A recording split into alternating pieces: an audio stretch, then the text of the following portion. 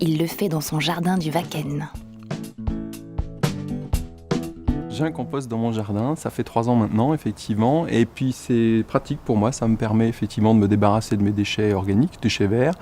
Et puis d'un autre côté, ça me permet aussi d'enrichir mon petit potager. Comme ça, j'ai un petit peu de compost à apporter au potager. Et puis je peux manger mes bons légumes derrière. Ils sont pas nombreux, mais c'est le plaisir de reprendre le cycle, quoi.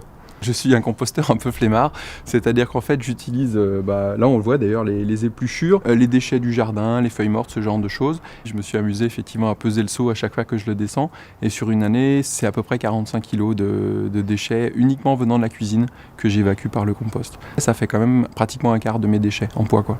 Et puis je mélange tout dans le compost. Je suis un composteur patient aussi, je laisse à peu près travailler une année, et puis derrière après je récupère tout ça au jardin. Alors j'essaye quand même de respecter à peu près les proportions qu'on indique toujours. On dit à peu près 2 fois plus de matière verte et mouillée pour une dose de matière, on va dire, sèche du jardin. Après je fais aussi en fonction de ce que j'ai, quoi. Parfait. On a droit à un habitant du compost. Une larve de cétoine, un petit coléoptère qui participe à la transformation des déchets en humus. Allez, on va le remettre d'où il vient.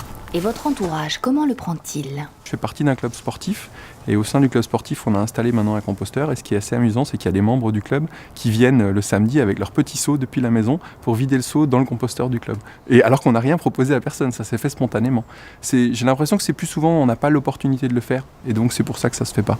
Ça vous a coûté cher le composteur ? Alors je saurais plus dire exactement, non, ça coûte pas très cher. De mémoire, c'était une 50aine ou peut-être une 60aine d'euros. Je l'ai acheté dans une jardinerie, et puis en plus il y a une aide, j'ai bénéficié d'une aide de la collectivité. Là il y avait juste à mettre son nom, ticket de caisse, on envoyait et puis c'était réglé. Et ça a été même assez rapide en fait, quoi. Donc, Résumons, pour un compost en jardin, il vous faut un jardin, un bac à compost, une fourche et un peu de patience. Si vous êtes motivé, Strasbourg Eurométropole vous propose des formations avec son maître composteur et subventionne l'achat du matériel à hauteur de 40 €.